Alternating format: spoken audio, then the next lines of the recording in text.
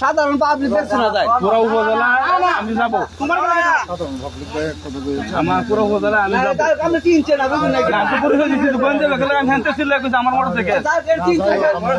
সাধারণ পাবলিক বুঝুন ভাই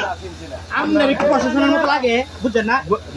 গেলে একটু প্রশ্ন নাই গো এটা তো দেখুন এখন সাধারণ পাবলিক ফোন করতেছে না গাড়ি আমরা এই নই তো ঠিক আছে কেন আমরা তো নাই কেউ কেন জানি গাড়ি কেউ হাত দিত না গাড়ি হাত দিলে